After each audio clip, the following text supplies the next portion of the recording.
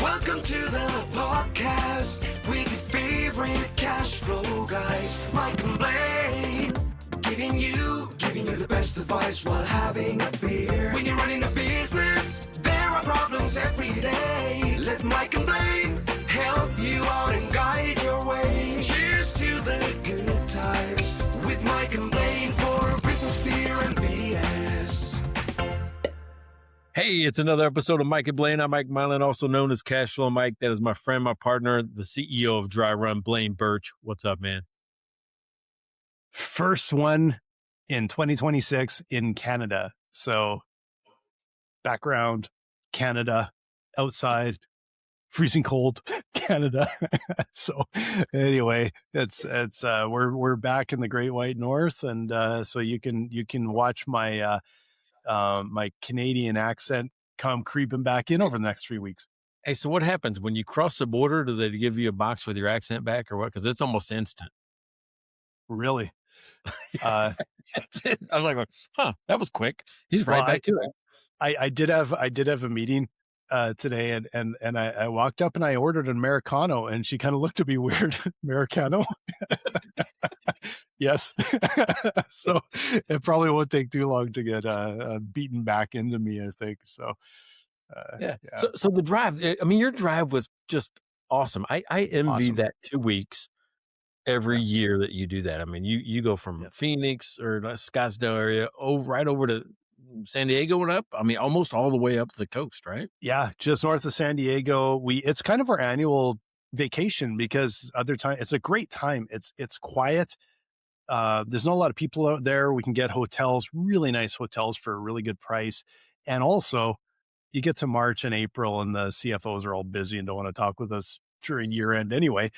We just went north of San Diego. We went to Oceanside into the places we stay were like this cool little, totally renovated, beautiful little surfer cabins, these little brick sort of cabins, just a couple blocks from the beach. And then we went down to Encinitas. We actually went south a little bit, stayed in Encinitas for like 4 days, which I love Encinitas. Just the bars and restaurants and breweries and everything there. I swear the best tacos we have are in Encinitas. And then we worked up all the way up the coast. So we went, through into Northern California, and we were in Sonoma, a night in wine country. And then we were in Oregon, we were in Newport. And then we spent 3 days in Cannon Beach, which I absolutely love.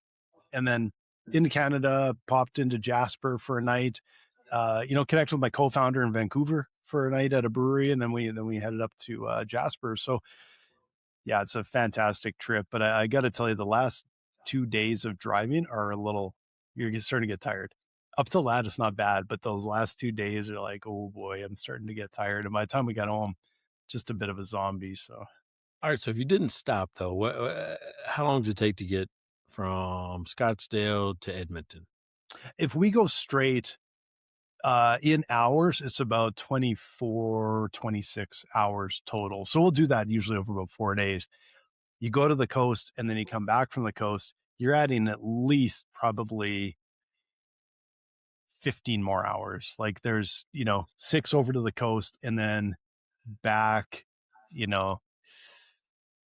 maybe not quite that much, but yeah, you're adding a couple days worth of time. And then of course we do a bunch of stops and we hang out in places for, I think we were in Southern California for over a week before I can't believe like a week and a half ago, we were lying on the beach in Oceanside and now I'm looking outside and it's like threatening snow. Like, why do we leave? You guys keep kicking us out or I'd still be in Oceanside, man. I don't think we would have left. There you go. So this is Mike and Blaine, Business, Beer, and BS. You got a big dose of BS right there. What are you drinking though? I mean, let's talk about the beer. You're back in Canada, so you got a different selection up there now. Different selection. So I realized our fridge was absolutely empty, except I've got a couple of 10% big bottles of barrel aged stout. I'm like, yeah, I can't crack into that. So I ran down the block quickly to a great little liquor store, but it's mostly a great wine store and fantastic whiskey. But they did have this. So I got this bent stick, 4:30 p.m. It's a really nice stout. These guys, that's almost right now, 4:30. Yeah, for you, I'm like, it's about 3:30 for me, but 4:30. Um, and Bent Stick is actually a great little brewery there, and it's like 4.5%. It's like a Guinness, except it's a little more interesting. And I always like to support craft. Great local brewery in the brewery district in Edmonton. I'm sure we'll be there over the next week or two popping in. And so when I saw that, I'm like, I'm going to promote those guys today. And they make some really good beer. How about you? Right on. Hey, it's springtime. Fishing's in full spring, or spring. Yeah, full swing. That's what it is. So I went with an Austin-ish beer. It's Dripping Springs. It's called Twisted X Brewing. It's up near Austin, Texas, and it's a Kolsch.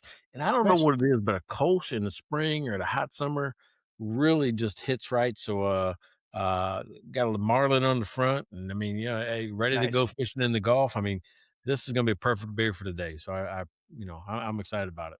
Oh yeah, nice pick. I've actually had some really nice Kolsch lagers, some other German beers, like nice craft beers over this last year that have been outstanding. And it feels like the craft industry, they went really heavy IPA stout, barrel aged stout. They're doing and weird ones. But what I really like is that some of them are just doing like Czech Pilsner, and it is outstanding. I had a rice beer in Arizona before I left. And I don't know, I grabbed it, but like the guy said, yeah, it's good. So I tried it. It was outstanding. It tasted like a Czech Pilsner. I couldn't believe it. I'm like, this is an outstanding beer. They only had it for a few weeks, then it was gone. It was at Pinnacle Brewing, which is a fantastic brewery in Scottsdale. If you're fighting the heat in Scottsdale, go over to Pinnacle. Great spot to be.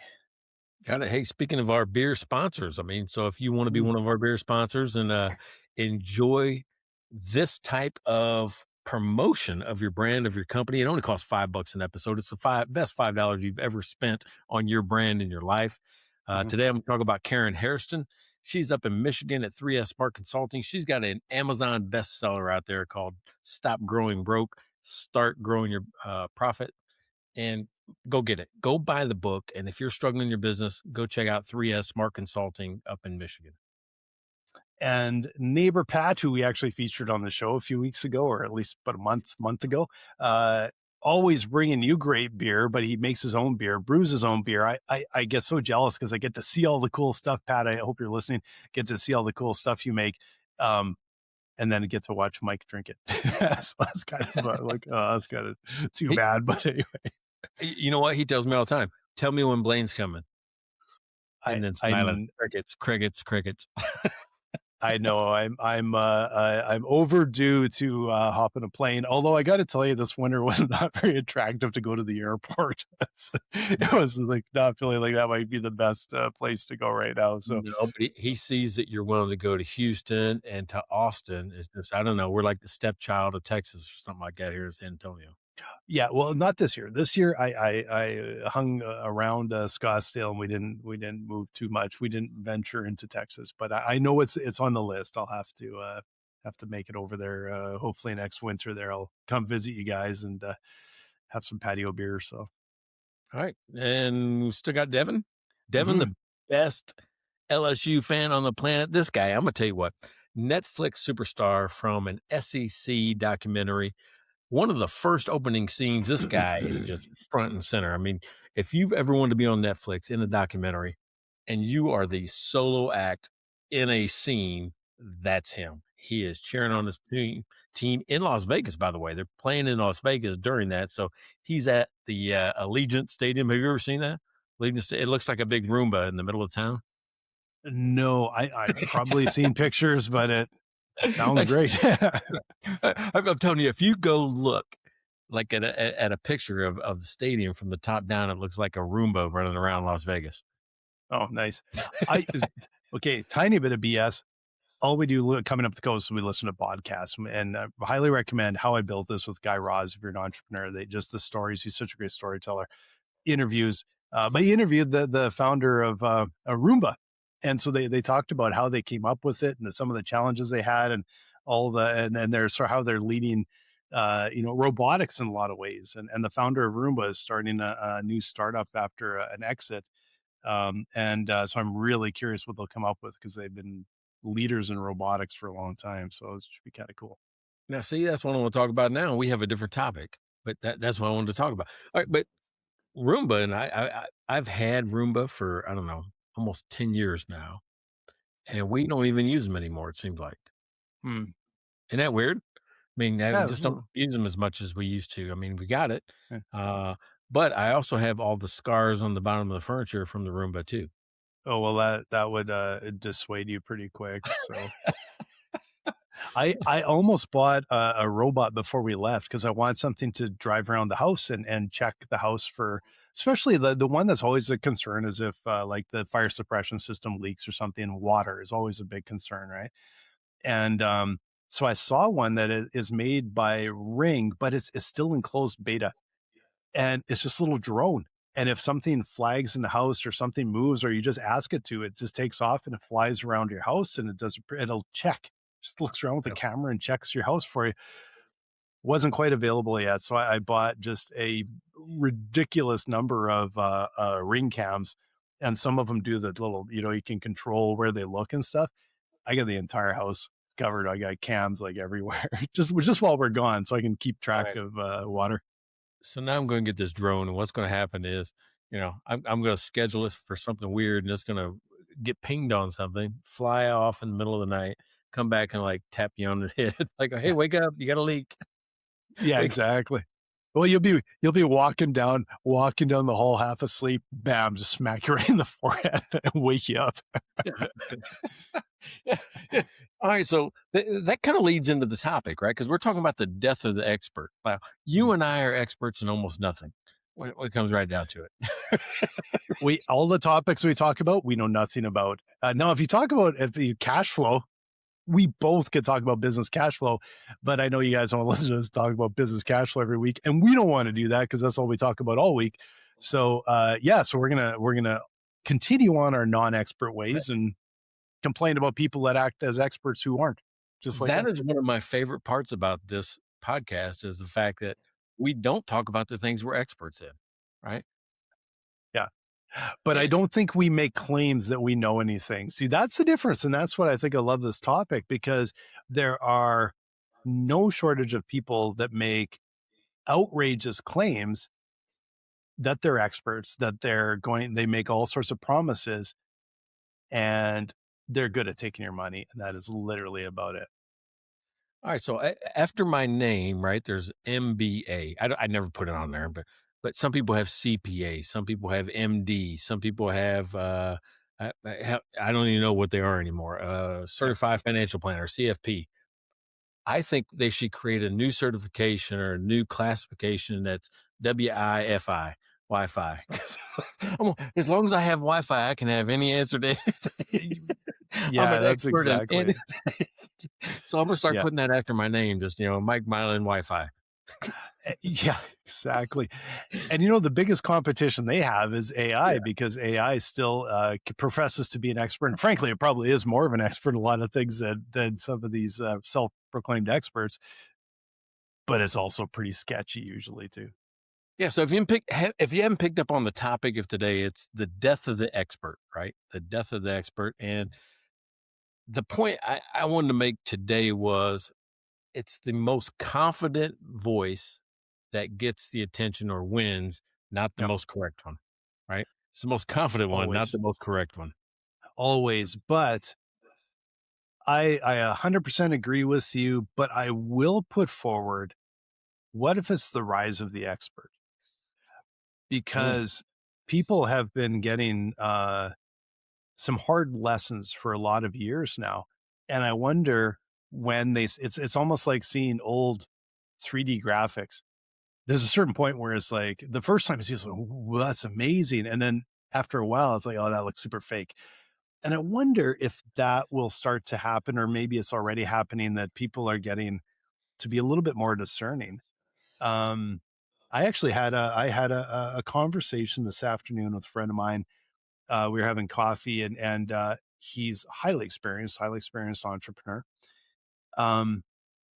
And I actually mentioned to him that, some of the mistakes I think we made in over the last number of years, not recently, was taking advice of the people that sounded the most confident And what it turns out is they sounded the most confident and they knew the least. So at this point now, our go-to for everything is, have they done it? Mm. I'll listen to another entrepreneur that has done it. Doesn't mean that they have to have been successful, but they have been through the fight as an entrepreneur, as a founder, not as a founding team. You see those too. It's like, I created $800 jillion in sales. Yeah, you're an SDR on a sales team for 3 weeks. No, you didn't. Like, give me a break.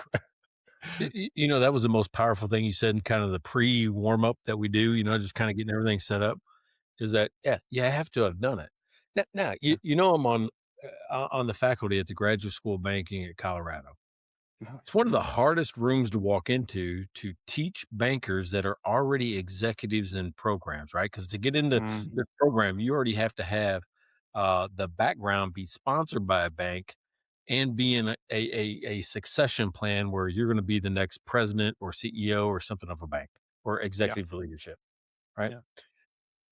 How many years banking do you think I have experience? Years banking. Well, I don't know did you work at a bank? I know you've advised banks for probably 20 years. Yeah, but you've never worked in banking. I guess I did help Truly Financial kind of get off the ground, right? So I mean, yeah. But that's not. I don't have any banking experience, so to speak, because that's still, to me, Truly Financial is still a software company, right? Yeah. We're just it's just a software company. So, but look at that. I walk in, and every year I've got 300 bankers, right? 2 classes of 150 or so bankers apiece. Yeah. And I have to be the expert, right? Because I'm leading the class, and they've signed up for the class. So one of the first things I do is say, "Hey, listen, I want to let you know I've never worked in a bank." Well, that I think that shocks a lot of people to see right off the bat. Wait a second, you're on the faculty. You've been on the faculty of a graduate school of banking for 10 plus years, from LSU to University of Washington, Pacific Coast Banking School to Colorado, and you've never worked in a bank. Yep. Now, you look at expertise a couple different ways. I said, that's not what I'm teaching. I'm not teaching you how a bank operates. I'm teaching you how a small business operates. Yeah. Right? Which is completely different. Opposite. Completely different, right? Because you're trying to get my business. You're trying to talk to me. You're trying to create a better bankable business owner. Yeah. Right. Or help me be better with my banking relationships. If you don't understand how I think and what the struggles I'm dealing with on a daily basis, there's no way that you can have a great interaction with me, because I'm going to think you're dumb, right? Just like the title of my book, you don't understand my business, BUMB. Yeah, exactly. Yeah. And I think that gives me some credibility right off the bat. And they know if they have a banking question that's way deep in the the infrastructure of a bank, I'm like, I don't know, how do you guys do it? Because I've talked to thousands of bankers. Everybody tends to do things a little differently. I know what happens in business. I don't know what happens at a bank. Yeah. And I think that's the misconception that if you asked who knows the most about business, and I bet you people will say banker, lawyer, and accountant. And like, it's not true. They know portions that relate to business, reporting, legal, financing, but that doesn't translate into them understanding how you start and grow and scale a business. It is a completely different skill set. Hey, exactly right. Right. A banker can't help you solve an HR problem. A lawyer can help you develop a marketing message. I mean, just like that's just it. Now you talk to a small business owner, they'll tell you, oh, here's what I had to do. And I'm really interested in that story. Even if it's not my business, maybe you're in software and I'm in restaurants. I'm like, I might be able to pick up a little bit from whatever they just did, because they're still trying to attract customers and provide a service or a good or something. And business owners oftentimes, they know more than they give credit for. Like, I think business owners so often have suffer from imposter syndrome, yet they have the hard miles. They have experience. They've learned things the hard way. They don't know they understand. May not know the lingo sometimes, the terminology. They haven't got the books read, but they understand a lot of these things to their core. And so, and we see, like you said, these experts and influencers and that they cross everything, but only looking in that frame, that context of business expertise, I find it frightening how dangerous some of these so-called experts are. But if you ignore them, they actually tend to set sometimes a really low barrier. You're looking at some of the business expertise, marketing expertise. Everybody, like the not everybody, but the large majority may follow sometimes some really bad advice, and it gives you the opportunity to use your insight or some good advice from other people that have actually done it, and put it into context with your customers and everything, and really excel, because it's too often it's the entire crowd is doing it kind of wrong, and it actually sets you up for success if you're smart about it. I see that all the time. I mean, because I'm in that coaching training space. So what do you think my social feeds are full of? Oh, the experts. Yeah, experts, the Experts and self-proclaimed coaches. experts. And it's like almost instantly now I can tell the bullshit that's happening right off the bat. I'm like, you can't do that. Nope. I Yep. mean, almost Yep. instantly, Yeah. right? They follow the same template. It's everyone has a template from some other supposed smart person. How many experts that promise you're going to make millions of dollars doing whatever, haven't actually they've made millions of dollars off of the suckers that pay them for advice. They've never done it themselves. It's rampant, Well, and that's why we don't trust experts anymore, right? Because if we really look back, if you're honest about what you've seen in the news or on TV or on social media for the last 10 years, right? The rise of social media. Mhm. If you really look at it, we have seen colossal failure after colossal failure after failure of Yeah. people that knew, that were the experts, that had every answer that we thought they should have, and they were wrong time after time. Yeah. I mean, Yeah. I don't care if it's even GameStop, right? No financial expert would have, thought that GameStop was going to have that colossal run, because it was manipulated by just a bunch of nobodies like me. Yeah. That were smart enough, that knew it. They knew what they were doing, and some got rich off of that because they kind of were almost poking fun, and it turned into a serious run. Yeah, and it was all in fun. There was no fundamentals. If you're an No. expert and you're like, "Oh no, this should do this. It should be valued at 10x." It should not have been. It was just a bunch of people, because there's such thing as, arbitrage, or where you can actually put so much pressure on it. If everybody just starts buying at the same time, price goes up. That's all they Yeah. did, was a bunch of nerds got together and says, "Hey, let's just fuck around with GameStop and start buying it." And the Yeah. price went up, and then the big investors got in. So it's guys like me and you just kept buying it, running the stock up. Then the investors go, "Hey, something's going on there," and they put their money in. And as soon as they put their money Get in, out. then the little guys got out. It Get was out. Yeah. perfect, because it was the opposite forever. It's Mhm. been the opposite forever, where the big guys would put their money in. It would raise the stock price real fast, and then we go, "Oh shit, something's happening there." Throw our money in there, then they'd bail on us and Yeah. steal our money. Yeah. It was a And reversal of fortune. it was beautiful.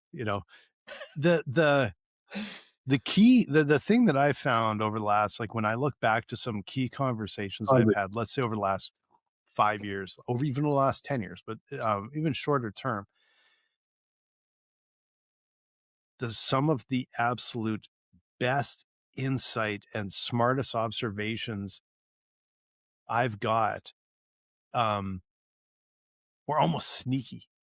Like you almost have to pick it out of the sentence and out of because a lot of times it's not coming from this overwhelming confidence. And we're used to like confident, over the top. You're and just 100%. You got to do it this way. You got to do it this way. And the way you filter a lot of that out is you actually have to say the people that are the most confident tune them out, because I find the ones that are sort of almost the most humbled, the quietest, and it's just sort of comes out. It's like, oh, here's a story. This is, I kind of did this. And you're kind of like, oh, that could work for us. That is brilliant. Or just some observations from other entrepreneurs that have done it. And it so rarely comes off as brash. It's because they've been through the fight. They know how hard it is, and they know there's no black and white answer, one size fits all. Isn't it is it the Dunning-Kruger effect, where it's the least the more confident you are, and then the more the least confident you get. It's just bizarre, right? That's right. That's right. The ones that are easy for me to filter out, I think it's been, I think the TV did it to me, is perceived bias. If I think you have a bias, I automatically ignore it. Right? Yeah. Right or left, up or down, whatever. I mean, if I think that you're trying to sway my decision some way, the other, left or right, that bias, that language, and that's been marketing. You got to realize that has been in every marketing class since the 50s, right? We're watching Mad Men right now, and it's about changing the perception or the perspective or the bias of the buyer. Yeah. And I've become really in tune with that type of language, and I ignore it. Yeah. And there's some problems with this, but it's why Reddit has grown to be such a massive influencer, because it's perceived, and it's not always, but it's perceived as regular people talking, and they're not experts. But it comes off as more trustworthy. The problem is they're not experts. And then over here you have, self-proclaimed experts. Some of them maybe even know the domain, but it's biased, exactly like you said. So they are going to send a message that may not even dovetail with what they believe. And then there's a bunch of people in the middle that I think actually are actual experts, but they're quiet. They're not sharing it. They don't feel comfortable sharing it. They don't even recognize how much information, how much expertise they actually have. Although maybe sometimes they sneak onto Reddit here and there. Right. Well, two things about Reddit, right? One is, I told you I had like a comment taken down on Reddit because it was about cash flow. I'm like, shit, I've wrote a couple of books, a little bit about cash flow. But because my profile didn't have CPA, or my profile didn't have something. So they thought that I didn't know shit. So they took it down. Because in Reddit, I just took whatever they assigned me as a profile. And it's like, Angry Goose 1435.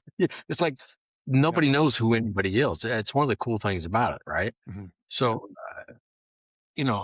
but it got taken down as not an expert, even though what I was saying was right. And it wasn't promotional of anything.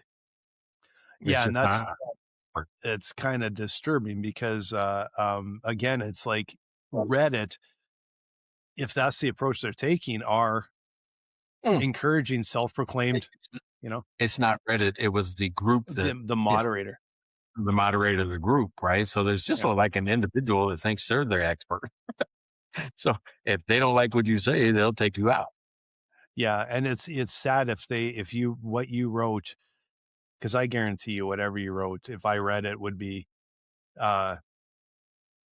bang on obvious to people that have run a business, because like if it was cash flow related, finance related, this is stuff that's going back a few thousand years. Like there's nothing all that magical about it, right? I mean, accounting is 750 years old. I think even some people will argue that it's like 5,000 years old. Yeah. But the double entry accounting, like the Medicis and all this type of stuff, I mean, it's all like 1,000 years old. Yeah. Came 10,000 years after cash flow. I'm waiting on that skin because I got to give the bucket of potatoes to the guy next door, right? Yeah. So, but here's the thing about what you said on experts is that, to me, experts were always like gatekeepers of information. You had to find one to get the right answer, right? I mean, and now you just have to go to the comment section. Yeah. Sometimes. I mean, but what you're saying is a Reddit will filter those out. Now I don't even know who the expert is. Yeah. And it's, it's a little scary. And you know what, like I heard the other day that AI search engines, they're going to use your blog, YouTube, LinkedIn, and Reddit. Those are the top 4 sources that they'll use to try and decide if you know what the hell you're talking about and deliver it. But as you've seen, oftentimes it's the loudest and most confident, not right, loudest and most confident get all the followers, all of the traffic, this is what AI engines are trained on.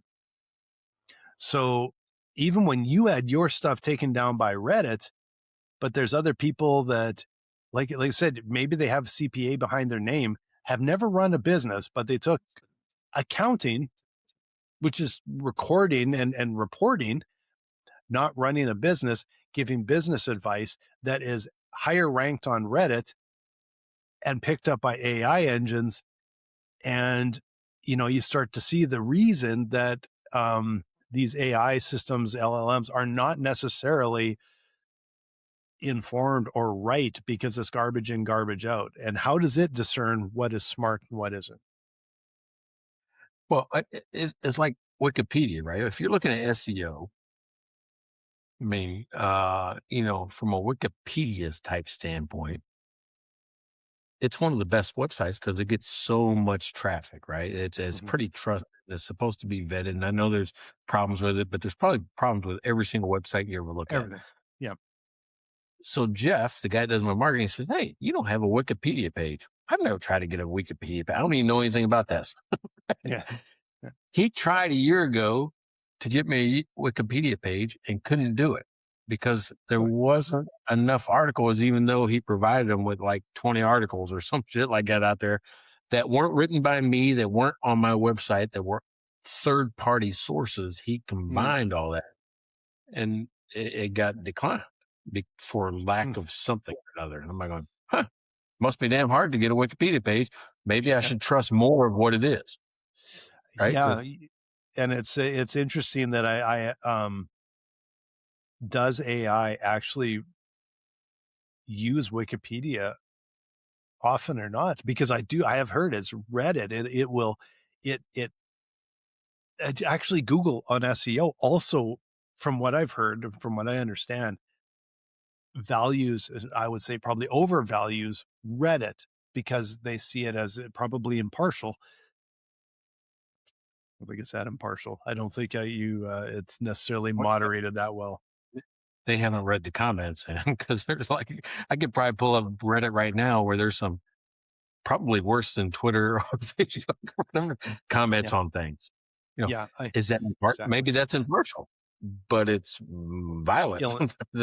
It's like, and it can be utterly, completely ill-informed, but get cred. And that's kind of disturbing. So what do you trust? Like, what do you trust today? Right? Like, it's amazing how experts that have frankly, no credibility are overvalued. Researchers are undervalued. Science is suddenly dropped way down. Now I get it. It's not like scientific papers don't have their biases in that as well, except that with those, they're viewed so harshly. It's like you're shunned by your peers if they see gaps and say that's done improperly, done wrong. So there's at least like a ruler slapping people on the wrist. But it's funny how the public can throw shade and call into question highly vetted sort of research data, but follow the influencer on Instagram that, just got paid to shill the latest vacuum, right? That leads me to believe, not to believe. It's the people I see give me conflicting information. One month they'll say this and the next month they'll say that. For instance, I had a guy I was listening to, and he was talking about how everything that content creators make should be available for free to everyone. Right? That's what he's saying. And in most cases, it is, right? And you can kind of get to almost anything while he's selling his content. That's yeah. Wait a second. What? That doesn't make any sense. And that devalues it devalues information. Like if you devalue it, how do you actually have researchers? How do you have people that actually can build a livelihood? It's down to the lowest common denominator, which is self-generated content by non-experts as a weekend pastime. And you take all of the professionalism out of it because they're not professional, because they're not getting paid for it. But the trick is, how do you say, if you're biased because you're getting paid by somebody that is actually there to, you owe them or you have to take their point of view or whatever, is very different from researchers that are paid. And I get it. Like I hear of all the weird, sometimes the what look kind of like bizarre research projects that are supported with dollars. But what that also tells me is, yeah, but you know what? They're being kind of impartial.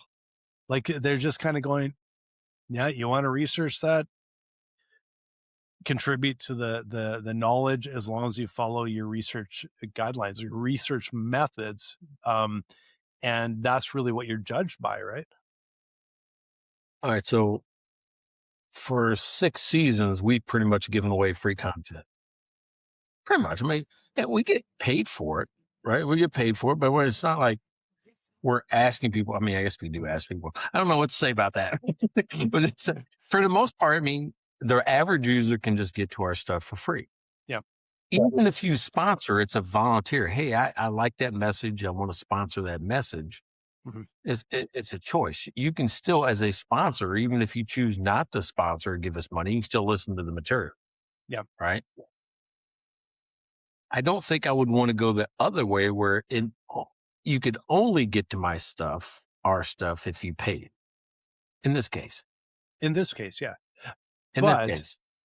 You are not, neither of us are actually making our livelihood through the Mike and Blaine show, right? Like it's fun. And at most we might get a lead or two because almost by accident, someone finds it and finds us. Right. But that's not what we do. Like, of course you have your coaching. I have dry run. That's what drives revenue. Right. But there's people out there that the information, the research and the information, because like we've already said, we're not experts at any of this because we don't research it. We just kind of jabber on about it. Right. But there are experts that do the research and it's like, yeah, they have to be compensated for it because that's what they contribute. Where we're contributing something else, or you're contributing coaching, that's separate, right? That has to be compensated. Yeah. Well, I mean, like I have video courses of specific, exact how to do something. That's what I sell. I sell my expertise of the techniques I created, or, that's what I sell. Mm-hmm. And even more than that, I've got, not just the video course, you got the coaching, the live stuff, and you got the software that, goes with it. But to me, what we're doing here is not about, we don't sell this because that's not, two things I like about this. I like talking to you, and this gives me a reason to do it. Second, we do it for establishing who we are on the internet, believe it or not. I mean, because it gives us content to put it out there. So we're trying to build the trust, credibility, and authority of being folks in the cash flow space, not the whatever hell we talk about every week space. Yeah, exactly. Yeah. Right. But people do. Well, I mean, last week I was in Utah, a room full of SBDC advisors. A lot of people are going, "Oh, you got a podcast?" There's something about having a podcast that people automatically connect a little bit more trust to what you say. Yeah. And I think, it's one of the reasons that, like this podcast with you, I do because it's fun and we do it every week. I've got a couple other podcasts. They're much less frequent, but we do keep them up as a business from Dry Run. We keep these up because people can see that we're real. It's not AI generated slop. That's a real person talking with another real person about a topic that's kind of interesting. And it's about building trust and credibility. Exactly what you said. People can see us, they can hear us, they can build trust and credibility in us because I think we're honest. Like even at the start of the show, through this whole show, we're saying like, we're talking about this. We're not experts. We're not self-proclaimed experts in it. But if you actually looked at the experience that we've probably both had over the last, how many years, we've interacted with experts and we've learned the hard way at times how dangerous sometimes self-proclaimed experts who are not experts at all, how much damage they can do to a business in particular. Well, in our viral 1.3 million view post, you just make a comment, not as an expert, but there are 65,000 other experts that weighed in on it. Yeah. There's a lot of people that are had an opinion. I wonder if out of that 65,000, there's probably 5 that are actually experts in there. So it's like, yeah, you know what? It's not like 65,000 experts arguing over it. It's probably a bunch of Joe Blows that, came up with an idea. I'm going to tell you on that in the comments section, you usually go there and there's always some type of weird thing that happens, an argument, you just hate it. It makes you mad when you start reading comments. It didn't happen on yours. The way I thought, it was really some civil discourse where people tried to debate the merits of what you said. I was really proud of the people that commented on that post. I mean, even of the people that said you were an idiot, I thought I was proud of them. I will admit, I didn't read any of the comments because I know I would be too tempted to go like, yeah, pull your head out of your ass. You're an idiot. Like, I would have been that guy, right? So I was just like, I'll leave a comment stand. I thought it was, there's probably nothing they could write that would. Well, I shouldn't say that. Maybe if I read through the comments, I would actually change my perception and someone would answer my question. Although I still believe I'm probably pretty bang on with that comment anyway. So overall, there was really good debate amongst others. We didn't even engage. I don't think we put one comment underneath that. I think it was all. Yeah. Well, I mean, but here's the thing with those type of clips. I mean, that was 60 seconds out of an hour. That clip was that generated 65,000 engagements. Yeah. Well, think about this. That's what tells you that bad advice spreads fast. I'm not saying what you gave was bad advice, but it does. It just bad advice spreads fast. And you had a bunch of people, you had half that liked what you said and half that didn't. Didn't like, and quite frankly, that's when it's like, that tells me it's not 65,000 people saying you're dumb. When it actually has that much debate, that tells me there's merit. There's merit to my comment, right? It should be explored. Yeah. And but it's, if I read the comments, I'd probably want to go through 65,000 comments and go, you are, copy paste. You're dumb. You're smart. You're smart. You're dumb. It's like, that's my comment all the way through. But, but it was interesting when you think about, we're an episode, we're 234 episodes, I think today, right? That's well over 200 hours of content. And for whatever reason, even out of all the shorts we've done, and we've had some really good views of our shorts. Like I think we get likely over 100,000 views a month on our shorts. That one struck a note. But what was interesting is, it was posted on some other networks. It didn't take off. And so there was some sort of algorithmic, the right people saw it, they had enough followers. It was awarded and it grew and grew and grew. we may have had comments like out of our shorts over the last, 200 and some episodes that actually could have been a lot more engaging, but for whatever reason didn't get seen by the right person at the right time to start building that momentum. And I got to mention that because this I think is sort of pertinent. So, like I mentioned, we drive up the coast. All I do is listen to podcasts. We got 40 hours over a couple of weeks of driving, or maybe not quite that much, but a lot of driving over the couple of weeks as we go over the coast and up the coast. All podcasts, because music will put me to sleep. So I always have podcasts on.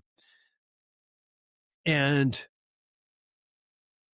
the ranking of the podcasts does not correlate to the quality of the content. There were some top podcasts that I listened to, and I listen to them all the time, and the content was so good. And there were others that were in those top 10 podcasts, in those top 10 overall, in those top 10 in the topic area. And you listen, and I'm 5 minutes in, I'm like, this is absolute garbage, self-serving, repetitive garbage. The quality did not relate to the following at all. And I do think it's years and years ago, like we're talking 25 years ago, 20 some years ago or whatever, when the iPhone first came out, we were one of the first ones we had. We had built some apps, put it in the store. One of them shot to the top. And I got to tell you, I don't know if it was the best app. It was a finance app. I don't know if it was the best one. You could not knock it off number one. It would stay. It stayed and stayed and stayed for, I don't know. I sold the company and it was still there for, I don't know how much longer after. It stayed there because people saw it as number one and just kept buying it. And it was almost impossible for anyone to knock us off. But then in another region, we were buried. And it didn't matter what we did. It was so hard to climb up unless you inject a lot of money, because you get a little bit of luck, you get up to the top, and it keeps feeding on itself. Doesn't mean it was the best. It just got some timing, got love at the right time.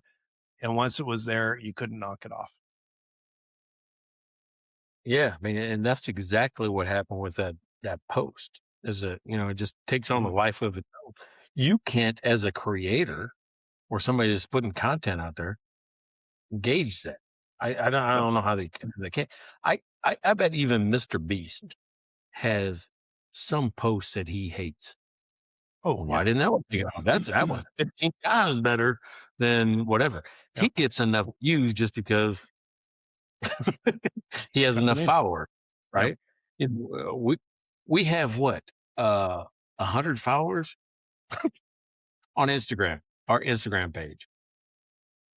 I'm not even sure. We don't do much on Instagram. Yeah, I don't even know. I mean, I think it goes out there somehow or whatever. But I mean, if we do anything on, but yeah, I took just a clip of ours, put it on mine. I don't have a lot of followers. I have 1,800, and it gets 1.3 million views with 1,800 followers. And we put it on other networks. I'm not sure where else I posted it. After you had that run, I posted it a few places. I'm curious if I put it on my LinkedIn channel, because I got 13,000, I think, followers on there. Doesn't matter. It caught, the right person saw it at the right time. It got momentum. And once it gets momentum, you can't slow it down. And I'm curious with some of these podcasts that are so highly ranked, were they, because the content isn't great, but did they execute really well on the marketing side on building the community? Or did they maybe get a little bit lucky, had a few people listen that were really influential that shared it, and they got lucky, and now they're up there, and all they have to do is release every week, and they keep it. They keep the eyeballs. Yeah. So here was there's always something that happens in my life that says, here's a good topic for us. Yeah. Last week, Meta had that big layoff. You remember that? Didn't hear that. I was a little bit out of in a black box last couple of weeks traveling. So yeah. So I mean, there's a big layoff of, we'll say Facebook, but it's not Facebook, it's Meta or whatever. Hmm. And then all of a sudden, I'm seeing everybody in the world that has all these posts about, hey, here's how to get hired fast. Here's the one skill you need to get. I mean, all these coaches come out of the woodwork because they know all these people are going to start to be desperate about what do I do next, Yep. right? I mean, because you know your life changed in a minute, just because not because of what you did, because the company had to, you know, change, Yeah. right? Yeah. So that's where I'm like going, where are all these experts at? Because we still have unemployment. We still, wait, where are you at now? Why did we not hear from you until there was a headline? And my first, like my gut reaction is if I was looking for a job, go to every single one of those articles, copy and paste it into, I don't know, chat, GPT or whatever, and say, give me the top points, the correlation, this, and summarize all of these articles into their top 10 recommendations. And then I will do the opposite because, you know, everybody else is following the same dumbass, likely ill-informed advice. Just like, you know what, use your own logic, use your gut. There are times, I got to tell you, there are times now, like we've been at dry run for a while now and we're really getting some traction now. And I look back and it's the advice I got. I think the so-called expert advice we got, it was less than 50% was actually good. And I actually think more than 50% in the end was probably damaging. And it was harder to discern at the time. And now I would be very much consider the source. And when I say consider the source, what have they done? And it's not equivalent. It's what have they done? End of story, right? And and then you sort of consider that. But I look back and think, man, how damaging it was probably at times for our business and how damaging at times it was for all of these other businesses that are following the so-called experts. And the amazing thing is it's in ways have come back full circle and went, geez, you know, my gut instinct, which we've talked about before, is virtually just pattern recognition and understanding, like listening to clients and just following that. And if I would have tuned out experts or not even talked to a single one, I wonder if I'd actually be further ahead if we had just went like, no, I'm not listening to you, blah, blah, blah, blah, blah. I'm not listening, only listening to the customer, nobody else. I think we actually would probably be further ahead than all of the so-called expert stuff info we got over the years. Well, I mean, yeah, and we get kind of blinded by the fact that, oh, you're one of my investors. You must know more than me. That ain't always the truth either. No. So it's one of those things. Here's what I think I learned, right? Over the last, what has it been? 55 minutes or something like that. I don't think that expertise or the death of experts is about experts going away. I don't think that they're going away at all. I just think they're being drowned out, right? That person that really knows is being drowned out by all the other stuff that's happening, in the comment sections, in the videos, in the ads, on TV, whatever. They're being drowned out. That people really know what's happening. Well, and I also think to a degree, they're not good at the marketing side, and they honestly probably just don't care enough. They care about their expertise. They care about their area of expertise. Oftentimes that's where it ends. Now, I will say, like, as my last comment, I'm like, what if I had tuned out all these experts? I think the furthest ahead I would be by far is if I had done exactly what I said, is considered the source and not equivalency.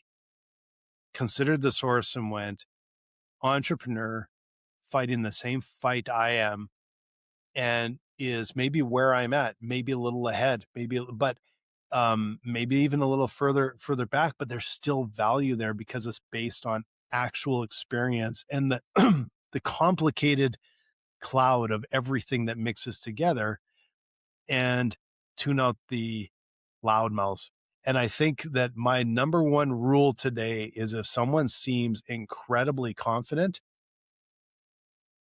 it raises a flag. It raises a bigger red flag. But no matter who it is, I want to know their background. I want to know their CV. I want to know what they've done. And it isn't that they've won necessarily, right? Like, I will trust someone that has fought all the way to Game 7 in the Stanley Cup and has not won, are going to have so much more valuable insight than the loudmouth that's only watched on TV and never picked up a stick and never laced on the skates, because they're the loud. That is literally the best example. They watch the game. They know everything. They're the armchair quarterback. They are the loudest, most confident bunch on the planet. And then when you see the people that actually battle through it, and they're usually kind of, they're kind of like, wow, you know what, it's tough. Like we tried this, we tried that. And they don't have a lot of confidence in explaining what is happening. Yeah. But they're the experts, and you can look at that track record and go, yeah, that's what they did.